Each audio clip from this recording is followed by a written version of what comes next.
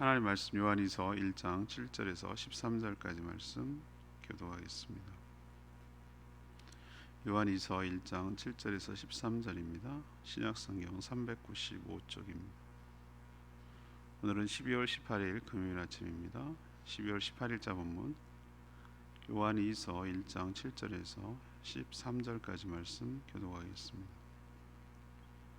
미혹하는 자가 세상에 많이 나왔나니 이는 예수 그리스도께서 육체로 오심을 부인하는 자라. 이런 자는 미혹하는 자요 적 그리스도니 너희는 스스로 삼가 우리가 일한 것을 잃지 말고 오직 온전한 상을 받으라.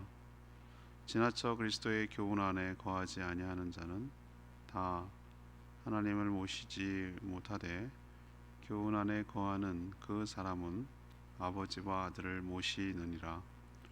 누구든지 이 교훈을 가지지 않고 너희에게 나아가거든 그를 집에 들이지 말고 인사도 하지 말라. 그에게 인사하는 자는 그 악한 일에 참여하는 자임이라. 내가 너희에게 쓸 것이 많으나 종이 암흑으로 쓰기를 원하지 아니하고 오히려 너희에게 가서 대면하여 말하되 이는 너희 기쁨을 충만하게 하려 함이라. 택하심을 받은 내 자매의 자녀들이 내게 문안하느니라.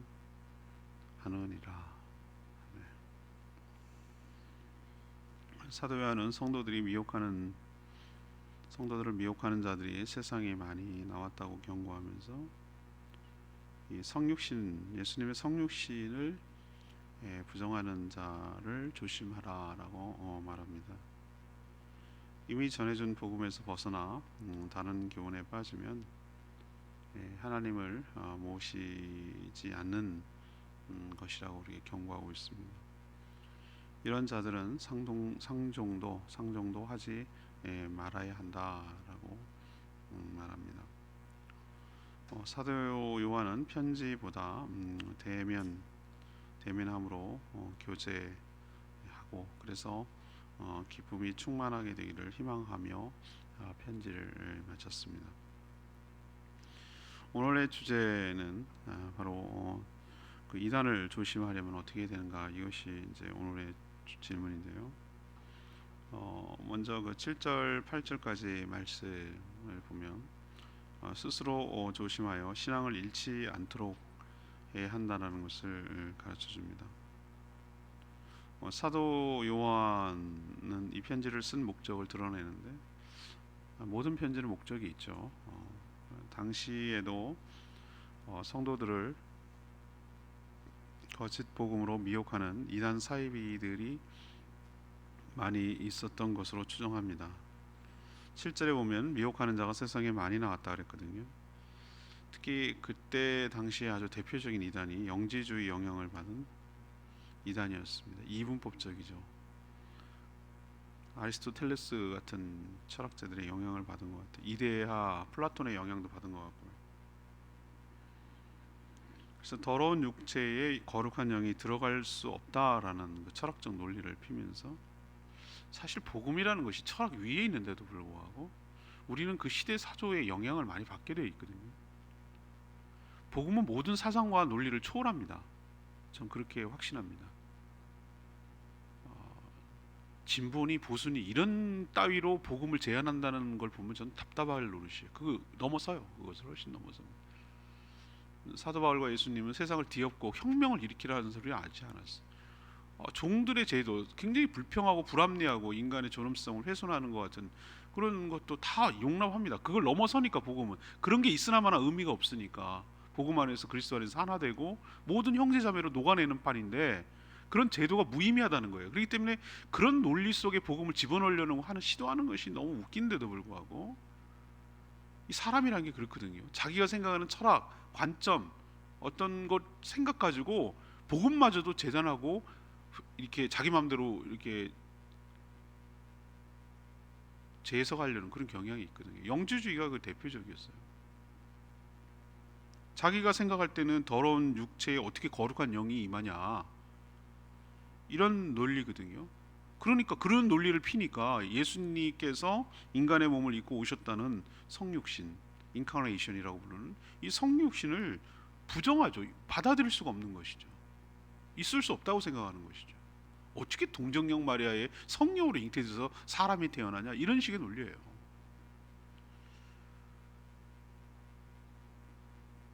그럴듯해 보여요. 그렇지만 예수님의 성육신을 부인하면 예수 그리스도의 고난도 죽음도 부활도 다 거짓이 됩니다. 육체 없는 그 행위가 무슨 의미가 있겠어요?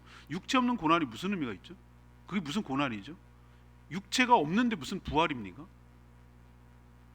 육체가 없는데 어떻게 죽음이 일어나냐고. 이게 말도 안 되는 얘기거든요. 그러면 자, 그게 없다라면 어떻게 됩니까? 우리의 구원도 없는 거예요. 예수 그리스도께서 고난을 받고 십자가에 죽으셔서 대속의 죽음을 죽으셨기에 우리가 죽지 않게 된다, 형벌을 안 받아도 된다라는 게 구원의 핵심 논리인데, 예수 그리스도의 성육신을 부정하면 그 전면적으로 다 부정되는 거거든요. 도미노처럼. 그래서 사도 요한은 이런 상황을 염려해서 오늘 성도들에게 스스로 삼가라 해서, 스스로 삼가, 남이 삼가 주는 게 아니에요. 스스로라고 표현하고 있어요. 스스로 삼가, 이런 자들을 조심하라 라고 8절에 경고하고 있죠. 이런 이단 사이비에 넘어가면 사도 요한을 비롯한 수많은 주의 종들이 복음을 전하고 또 생명을 구원한 모든 사역이 다 뭐가 된다고요? 물거품이 된다. 물거품. 모든 일하는 것들이 잃어버린다는 거예요. 물거품이 되기 때문이다. 그러나 이런 거짓 복음에 속지 않고 자신을 잘 지키면 하나님으로부터 온전한 상이 뭐겠어요? 구원의 완성을 경험하고 그 믿음대로 이루어지게 될 줄로 믿습니다. 그럼 뭐 지금은 별다른가? 오늘도 결론을 내리겠지만 지금도 뭐 오늘도 카톡으로 이단 종교, 현대 종교라는 이단만 파헤치는 전문기관인데, 거기서 성경을 어떻게 해석하는 것이 이단의 특징인가에 대해서 그림으로 표현한 것을 내가 모아놨어요. 언제 전달할까 우리 성도들한테. 그런데 오늘 이 본문과 큐티 말씀을 어떻게 삶에 적용할까라고 늘 저는 고민하거든요. 그럼 그 하나, 이거를 좀 알려줘서 성도들에게 알려줘서 이단을 더 상기시키고 조심해야 되겠다라는 생각이 드는 거죠. 아무튼 스스로 삼가 조심해야 이단 사이비 같은 잘못된 성경을 왜곡해서 해석하고 자기 멋대로 주장하는 자들의 꾀임에 빠지지 않고 신앙을 잃지 않는다는 건 기억하시기를 바랍니다. 두 번째 9절에서 11절까지 말씀인데요. 다른 교훈에 빠진 자들과는 상종도 하지 말아라 라고 사도 요한이 얘기하고 있어요. 사도 요한과 같은 주의 종들이 전한 복음을 벗어나서 예수 그리스도의 교훈 안에 거하지 않는 자들은 하나님의 아버지와 아들 예수 그리스도를 모실 수가 없다라고 오늘 얘기를 하고 있어요.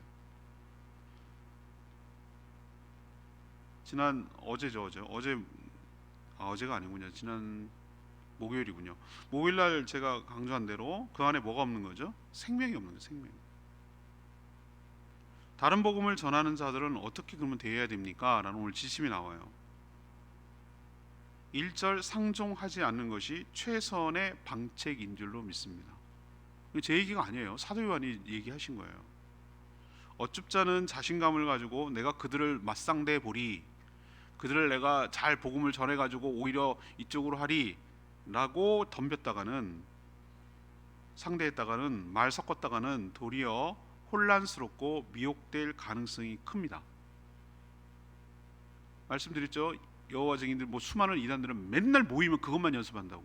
역할극을 해요. 역할극. 얘가 이렇게 질문했어요. 다음에 이렇게 또 막혔어요.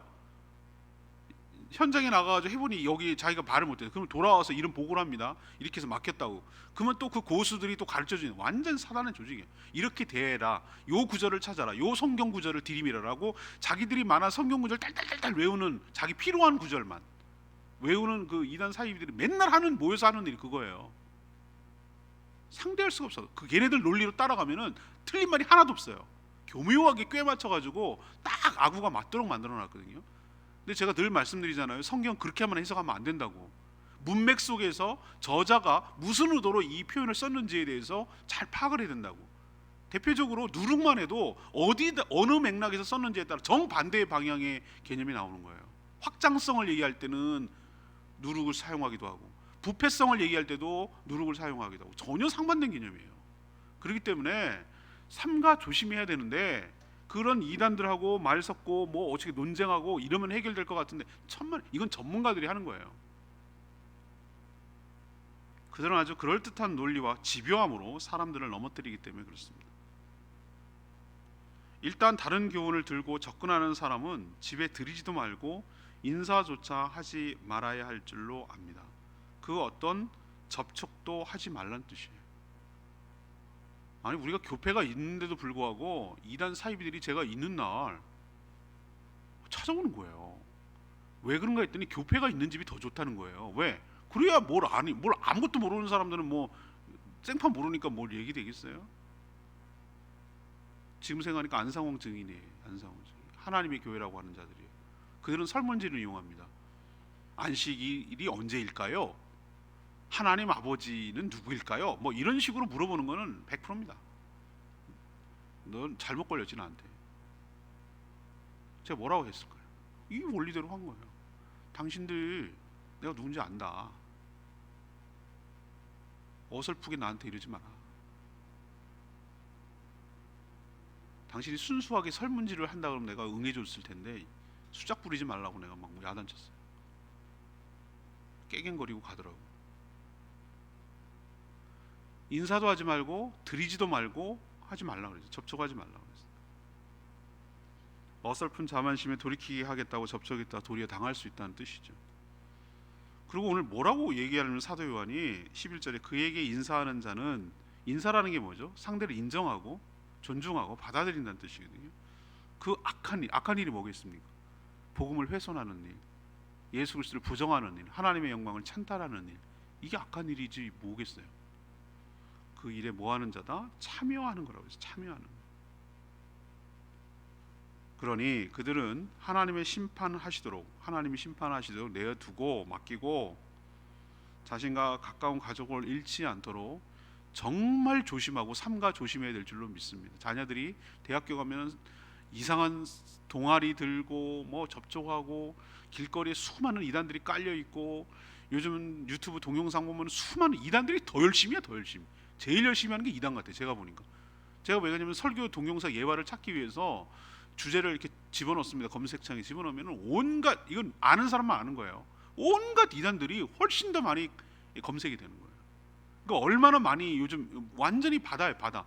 거기다가 탁 지뢰밭을 깔아놓고 미끼를 깔아놓고 그 비슷한 신앙심을 신앙에 관심 놓는 사람은 그런 주제를 찾아보겠어요? 조금이라도 호기심에 찾아보는 사람은 딱 걸리게 돼 있어요. 그거 보면 너무 기가 막혀요. 영상도 탁월하고 기가 막혀요. 저도 깜짝 속을 뻔했다니까요. 한참 빠져가지고 듣다 뒤에 나오니까 보니까 아니라는 걸 내가 알았다니까요. 그 정도로 교활하고 교묘합니다. 정말 삼가 조심할 때가 이때가 아닌가. 정말 그런 생각이 아주 정신이 번쩍 날 정도 듭니다. 여러분, 다른 교훈에 빠진 자들은 뭐 하지 말라?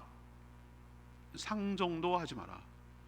최근에 신천지가 저한테 편지 보내는 걸 좀 주춤하더니 요즘 하도 두드려 맞아서 그런지 구원파 기쁜 소리 선교회는 아주 꾸준히 저에게 편지를 가져옵니다. 꾸준히 누런색 긴 봉투. 저는 어떻게 하겠습니까? 열어보지도 않고 쓰레기통에 버립니다. 그거 뭔지 아니까.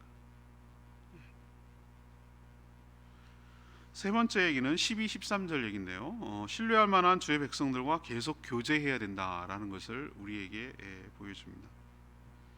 사도 요한은 요한 1서에 비해서 짧은 편지를 썼죠. 요한 1서는 그래도 좀 길어요, 그죠? 5장까지 넘었는데 요한 1서, 요한 3서는 딸랑 한 장. 우리로 지금 딸랑 한 장이에요. 그럼 쓸 내용이 없어서 그런가? 아니에요. 아니에요. 그거를 보면은 12절 보면 알겠어요. 내가 너희에게 뭐 할 것이 많으나? 쓸 것이 많다는 거. 할 얘기는 해줄 말은 정말 많으나 편지로 전하기보다는 직접 만나서 대면해서 말로 전하기를 바란 것이죠. 그래서 편지를 줄였다 이렇게 표현하는 것이죠. 그리고 끝에 보면은 13절에 택하심을 받은 네 자매의 자녀들이 너희들한테 문안을 한다. 서로 아는 관계 같아요, 그죠? 택하심을 받은 네 자매라는 것을 이 편지를 받는 사람들이 안다는 뜻 아니에요. 그리고 그 자녀들까지 안다는 거 아니에요. 누군지는 모르지만 우리 개인의 이름이 안 나와 있으니까 서로 친분, 교류가 있다라는 것이에요. 그럼 사도 요한이 왜 굳이 편지가 아니라 대면에서 만나려는 것일까요? 우리도 그 중요한 얘기 같은 경우 이것은 어떤 카톡이나 그런 걸로 하기가 어려울 때가 있어요, 그죠?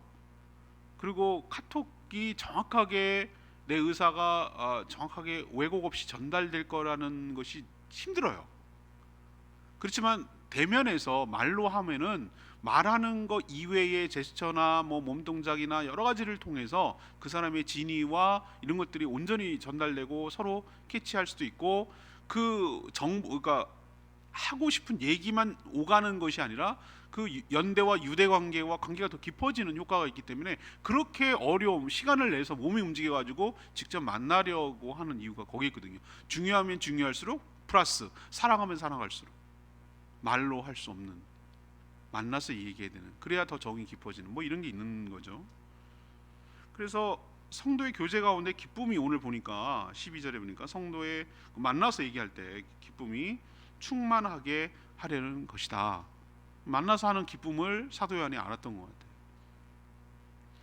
그러나 아까도 말했지만 그것이 전부가 아니죠. 글도 힘이 있지만 사람은 얼굴과 얼굴을 마주 보며 대면할 때 인격의 교감과 변화가 일어나게 돼 있어요. 그렇죠? 예, 우리도 복음을 전할 때 보면은 이거는 글로 해서 되는 것도 있지만, 물론 글로 해서 되는 것도, 사람과 사람이 말로 전달할 때, 인격과 인격이 부딪힐 때, 교감이 일어날 때 변화가 일어나는 것이죠. 글로 할 수 없는 대화를 통해 그런 모든 것들이 오가기 때문에 그렇습니다. 앞의 내용과 그러면 연관시켜 보자면, 이단 사이비와는 뭐 하지도 말라? 인사조차도 하지 말라고, 상종도 하지 말라고 했지만 반면에 주의 종 요한 사도 요한 같은 분들과 택함을 받은 네 자매의 자녀들, 이렇게 주의 백성들 간에는 뭐 해야 되는 거죠? 수시로 만나 교제할 때 힘을 얻고 또 이단 사이비에 빠지지 않도록 서로를 지켜주는 역할을 하게 될 줄로 압니다. 이게 공동체의 힘이에요. 서로 우린 연약하기 때문에, 제가 그 늑대 아이들이 양 사냥하는 걸 내가 봤다고 그랬잖아요. 양 무리를 막 쫓아요. 근데 그 잡아먹을 것 같은데 밟히기도 하고 자기들 상처받을까봐 쫓기만 하고 안 동경하더라고. 막 이리저리 몰다가 하나가 뛰쳐나가는 애들이 있어. 그럼 무리 버립니다. 그리고 하나 뛰쳐나간 건 아닌 게 이탈된 게 자기도 모르게 방향 잘못 잡. 그것만 추적합니다. 그리고 만찬을 뜯어먹더라고, 뒤집어 놓고. 그래서 제가 거기서 인사이트를 많이 얻었다고 제가 말씀드렸잖아요. 그렇구나. 우리는 양같이 너무 연약해요. 공격 무기가 없어요. 근데 뭉쳐 있어야 돼요. 소속되어 있어야 돼요. 같이 있어야 돼요. 그게 힘이에요, 힘. 서로를 위해주고 격려해주고 보듬어주고 챙겨주고 관심 가져주고 신호주고 알려주고 이런 여러 가지 것들을 통해서 연합과 연대를 이루는 거죠. 그러므로 인해서 그 자체도 기쁨이 되고 그 자체가 힘이 되고 그 자체가 우리의 신앙을 이 험한 세상에서 유지하고 이탈하지 않고 보호받는 하나님께서 일종의 보호막 같은, 소속도 되고 보호도 되고. 우리 몸이 그렇잖아요. 손가락 하나 둥둥 떠다닐 수는 없잖아요. 그 붙어 있어야 되고 피가 돌아야 되고 서로 도와야 되고, 그래야 우리 몸 전체가 지체로 남아있는, 몸 일부로 남아있는 우리가 보호를 받고 살아 있게 되는 것이죠. 이거를 마지막 그 편지 말미에 보여주고 있는 줄로 압니다. 레마의 말씀 8절 말씀. 너희는 스스로 삼가 우리가 일한 것을 잃지 말고 오직 온전한 상을 받으라. 이단에 대처하려면 스스로 삼가는 수밖에 없다는 겁니다. 삼간다라는 뜻은 자신을 돌아보고 조심한다라는 뜻입니다. 이단 사이비와 관련하여 지나친 자신감 또는 호기심은 금물입니다. 모든 사기꾼들의 특징이 뭔지 아세요? 상대가 넘어가게끔 현란한 속임수를 쓴다는 거에 공통점이 있어요. 최근에 막 나왔잖아요. 엄마, 폰이 물에 빠졌어. 액정이 깨져서 안 나와. 그래서 카톡 할 수가 없어. 전화할 수가 없어. 엄마, 폰 교체해야 되는데 얼마만 보내줘. 신종 보이스피싱 사기. 너무 그럴듯해요. 자녀 사랑을 이용해서 뜯어내는, 아주 이제 공개됐기 때문에 다른 방법 쓰겠죠. 이런 식이에요. 너무 사기꾼들은 현란합니다. 현란해요. 그런 것처럼 이단 사이비도 비슷합니다. 말씀에 대해 바른 지도자에게 사도 요한같이 올바르게 배워야 할 줄로 압니다. 교리도 좀 배워야 돼요.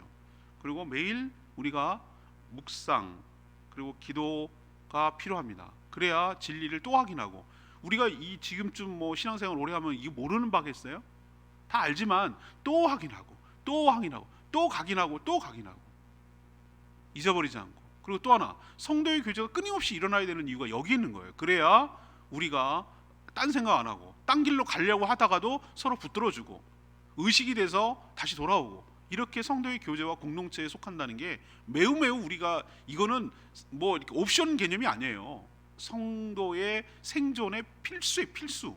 이 모든 것들이 하는 게 뭐 내가 뭐 신앙심이 깊고 별난 사람들만 하는 게 아니라 내가 신앙을 유지하고 생존하기 위해, 서바이벌하기 위해서 아주 기본적인 행위란 말이에요. 우리가 밥을 먹고 생명을 유지하고 뭐 이렇게 운동하고 이렇게 하듯이, 물을 먹듯이, 이런 모든 행위들은 뭐 특별하고 특출하고 신앙이 깊은 사람이 하는 게 아니라 모든 신앙을 가진 성도라면 해야 될, 어떻게 보면 당연한, 매일 반복되어야 될 일이라고 저는 생각합니다. 여러분도 삼가 스스로 조심하며 자신을 잘 지켜내는, 그래서 이탈하지 않는 저와 여러분 되기를 원합니다. 자, 요한 2서의 주제가 뚜렷하죠. 요한 1서의 압축판이라고 해서 앞에 부분 서로 사랑하라, 지금 오늘 뒷부분은 이단 조심하라, 이거예요. 자, 그래서 오늘 뒷편인데 질문은 이단을 조심하려면 어떻게 해야 됩니까? 1. 스스로 조심하여 신앙을 잃지 않도록 해야 된다. 두 번째, 다른 교훈에 빠진 자들과는 상종도 하지 말아야 한다. 세 번째는 신뢰할 만한 주의 백성들과 계속 교제하며 배워야 된다라는 것을 여러분 깨닫고 여러분들 이렇게 실천해서 이단에 빠지지 않게 되기를 원합니다. 오늘 말씀 붙들고 기도하기 전에 874장 부르고 기도하겠습니다.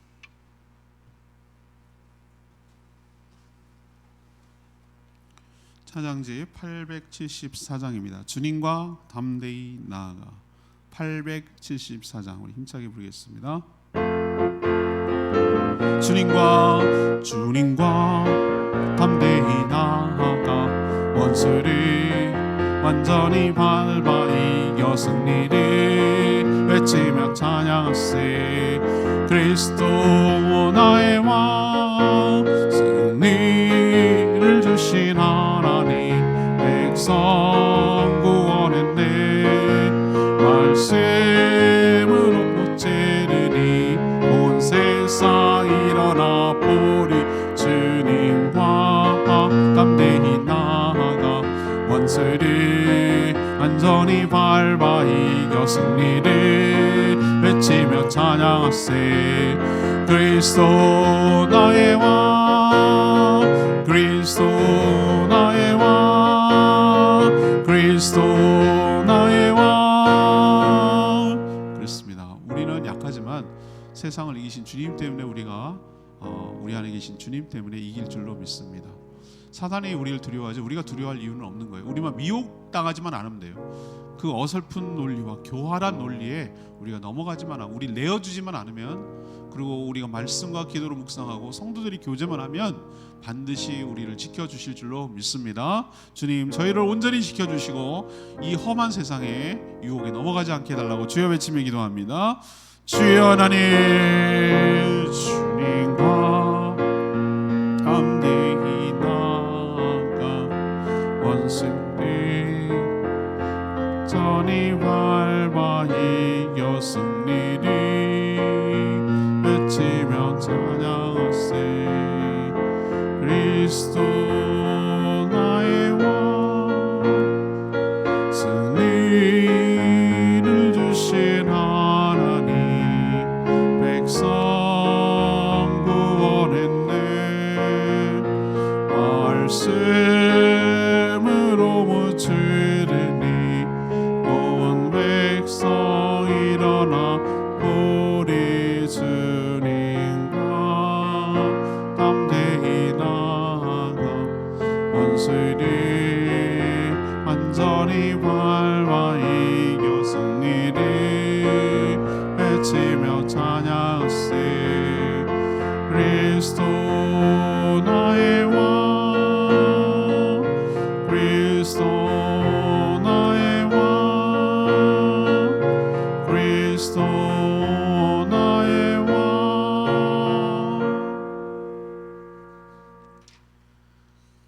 하나님, 지금도 사도 요한 시대와 그 당시와 별반 다르지 않습니다. 이단 사이비가 판을 치며 성도들을 미혹하려고 길을 쓰고 있습니다. 예수 그리스도를 교묘하게 부정하며 자신이 예수를 자처합니다. 스스로 돌아와 삼가 조심하게 하여 주시옵소서. 이미 보고 들은 배운 교훈에서 벗어나지 않도록 매일 묵상과 기도로 복습하며 마음에 다지게 하여 주시옵소서. 이단 사이비들과 상종도 하지 않게 하여 주시옵소서. 하나님께서 그들을 별도로 심판하실 줄 믿습니다. 대신 신실한 죄 중에 가르침을 늘 받게 하시며 성도들과의 교제를 통해 기쁨을 누리며 보호받게 하여 주시옵소서. 오늘도 간구하는 모든 기도마다 응답하여 주시고 사랑하는 성도들 안전하게 지켜 보호하여 주시며 그 생업과 생계를 친히 책임져 주시고 자녀들을 주님께서 양육하셔서 지혜와 몸과 키가 건강하게 잘 자라 하나님 나라를 위하여 주님의 붙들려 존귀하게 쓰임받는 주의 신실한 일꾼으로 자라가도록 은혜 베풀어 주시옵소서. 주님께 모든 것 맡기었고 예수 그리스도의 이름으로 축복하며 기도합니다. 아멘. 오늘 하루도 주님의 은혜 가운데 살기를 축복합니다. 충분히 기도하고 하루 시작하겠습니다.